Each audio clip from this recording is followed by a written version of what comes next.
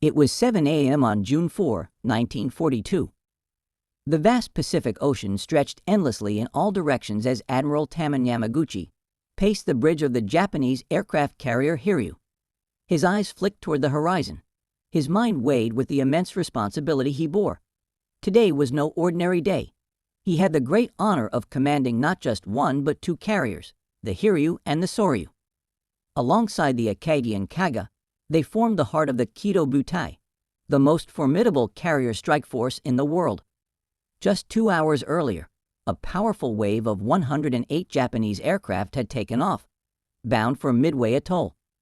The attack was part of an ambitious operation to deal a decisive blow to the United States, securing Japanese dominance over the Pacific. A tense stillness hung over the bridge, interrupted only by the rhythmic tapping of Yamaguchi's boots as he moved back and forth. Every passing moment felt heavier, the weight of uncertainty pressing down on him. His restless pacing was brought to a halt when Captain Tomio Kaku, commander of the Hiryuu, approached with an urgent message. Their superior, Admiral Chuchi Nagumo, had sent word. The message was troubling. The alarm was raised aboard the Hiryuu. The carrier's crew braced themselves as the news spread. American aircraft from Midway had been spotted approaching. The deck crews hurried into action, scanning the skies while the ship's anti-aircraft gunners prepared to fire. Within moments, the distinct shapes of enemy bombers appeared, their engines roaring as they closed in. Japanese Zero fighters, the pride of the Imperial Navy, roared into the sky to intercept. They cut through the American torpedo bombers with ruthless precision, their machine guns lighting up the sky as one enemy aircraft after another spiraled down into the ocean. But the Americans pressed on. Some of their aircraft managed to launch their torpedoes in desperation before being torn apart by the Japanese fighters.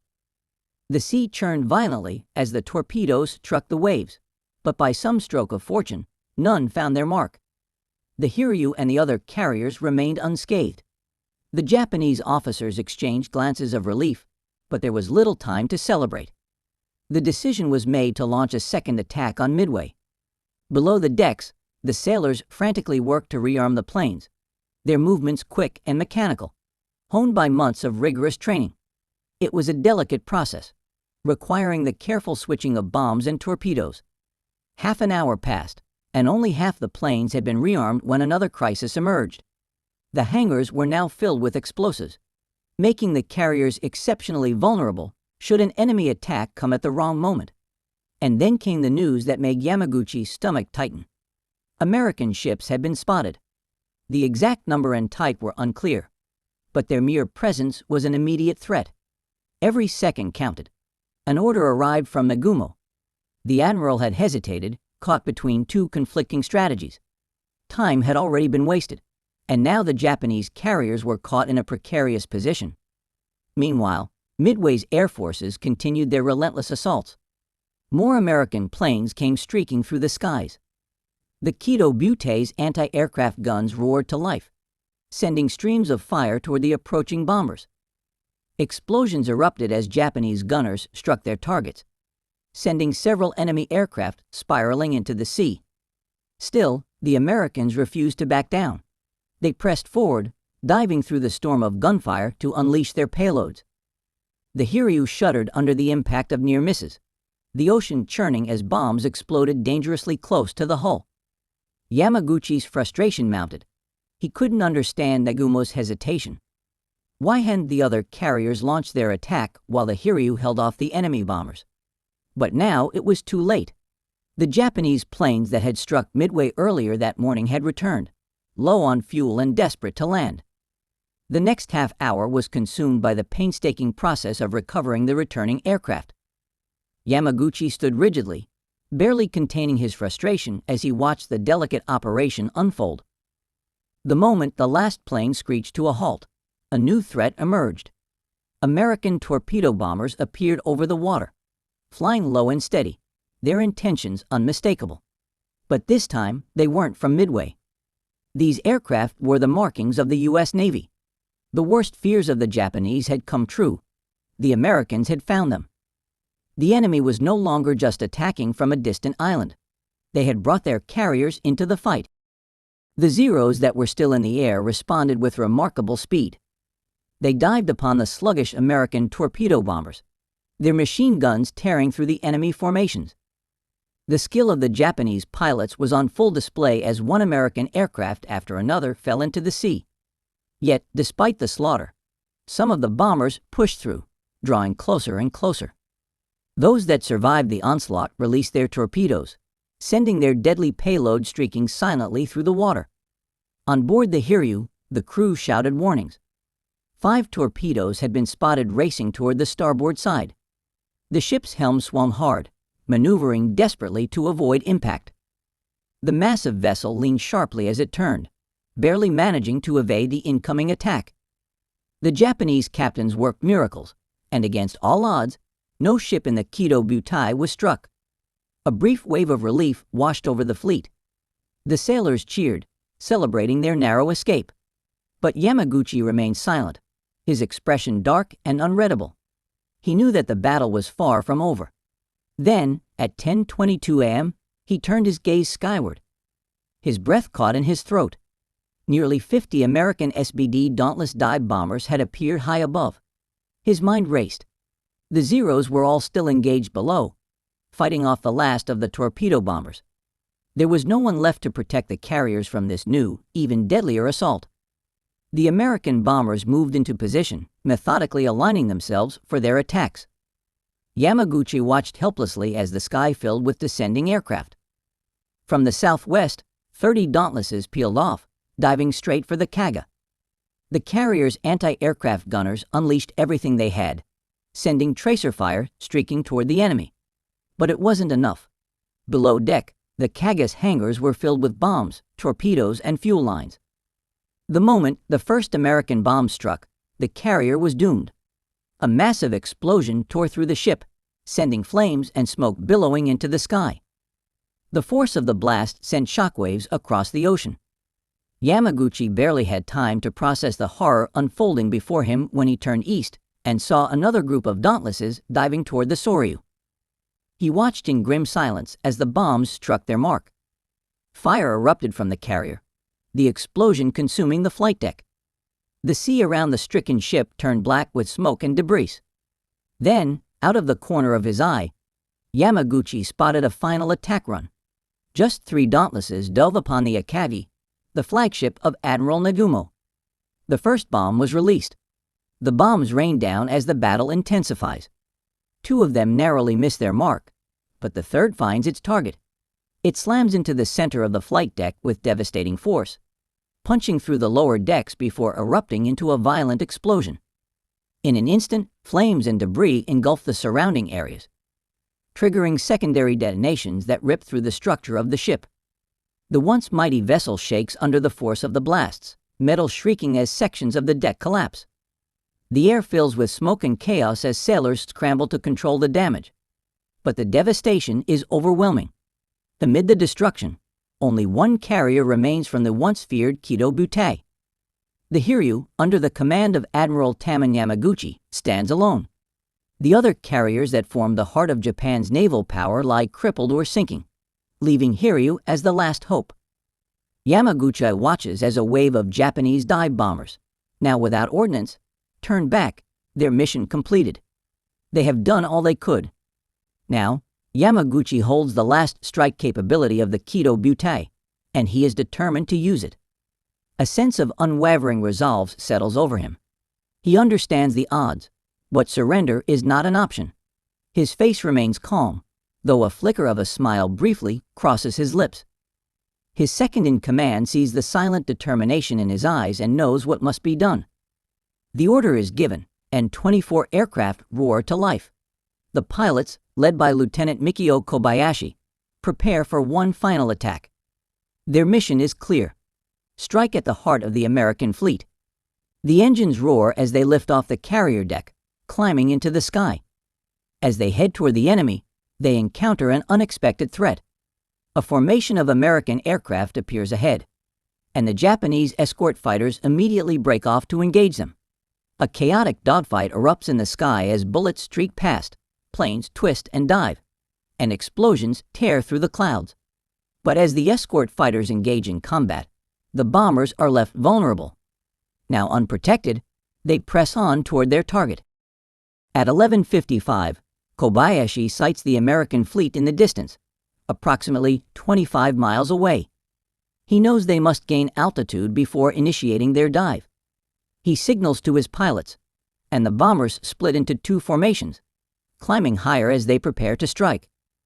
One group flies slightly above the other, ready to launch a coordinated assault. Just as they near their target, a squadron of 12 American Wildcat fighters appears, tearing into the formation with relentless firepower. The first group of Japanese bombers is intercepted by 5 Wildcats, while the remaining 7 American fighters dive into the second formation head-on. With no fighter escort to protect them, the Japanese bombers are left defenseless against the onslaught. One after another, they are torn from the sky, their engines trailing smoke, their wings breaking apart as they spiral toward the ocean below. By the time 40 fighters from the escort finally catch up, the damage has already been done. Only 10 bombers remain, and 2 of them have already jettisoned their payloads in a desperate attempt to maneuver and survive. Despite the overwhelming losses, Kobayashi remains focused on the mission. Below, he spots an American carrier, the USS Yorktown. The remaining 8 bombers, still armed, prepare for their final approach. They divide into 2 groups. 3 aircraft swing east, preparing to attack from one side, while 5 others maneuver to strike from above, using the sun as cover.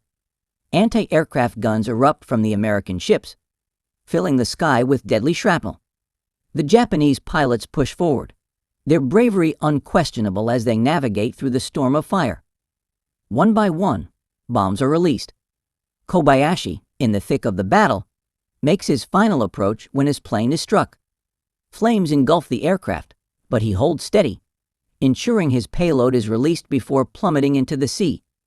2 more bombers meet the same fate, shot down before they can escape.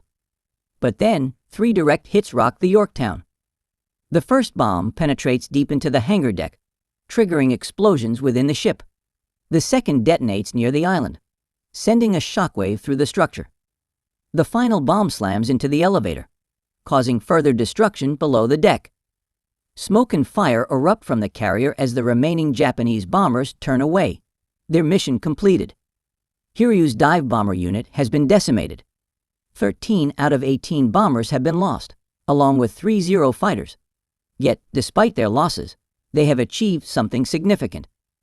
From his vantage point, Yamaguchi receives the reports. He believes they have disabled another American carrier. He knows they must strike again.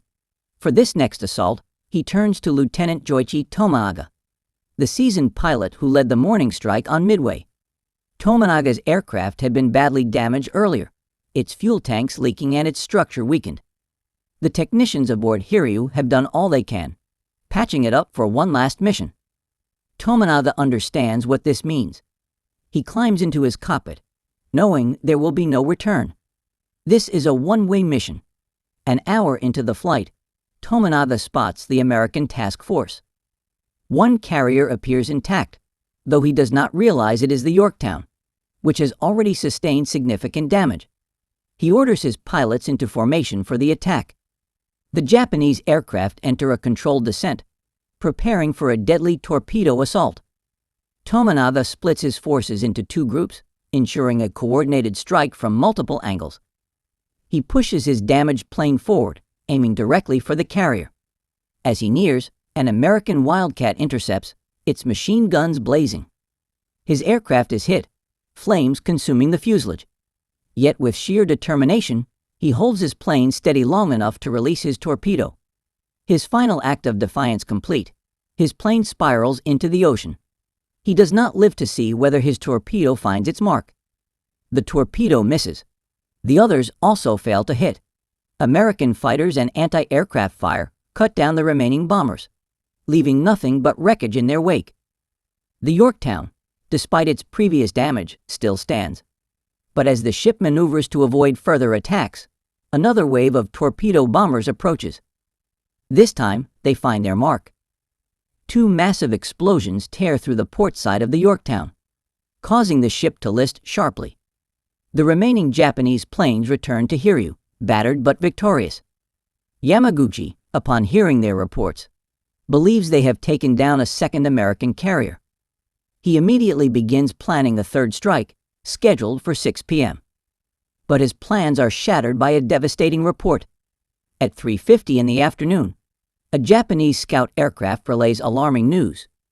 2 more American carriers have been located, operating in a separate task force 120 miles away. Yamaguchi's worst fears are confirmed just over an hour later. At 5 p.m., 24 American aircraft appear in the sky. Dauntless dive bombers dive toward Hiryuu. The ship maneuvers sharply, and the first attack wave misses. But soon, a second group of bombers arrives, and this time the strikes find their target. The first bomb slams into the forward flight deck, creating a massive crater. A second bomb follows moments later. Fires spread uncontrollably. Yamaguchi looks skyward as a final wave of 3 bombers begins their dive. In a matter of seconds, 2 more bombs explode across the ship.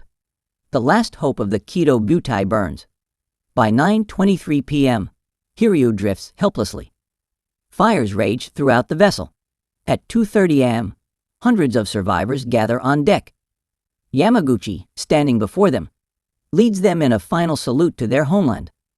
As the Japanese flag is lowered, a bugle plays the national anthem. Yamaguchi prepares his final messages before the ship meets its fate. At dawn, the destroyer Makagumo fires 2 torpedoes. One misses, but the second strikes true. The Hiryuu, broken and ablaze, finally slips beneath the waves at 9:12 a.m. Yamaguchi chooses to go down with his ship. His sacrifice is honored, and he is posthumously awarded the Order of the Golden Kite.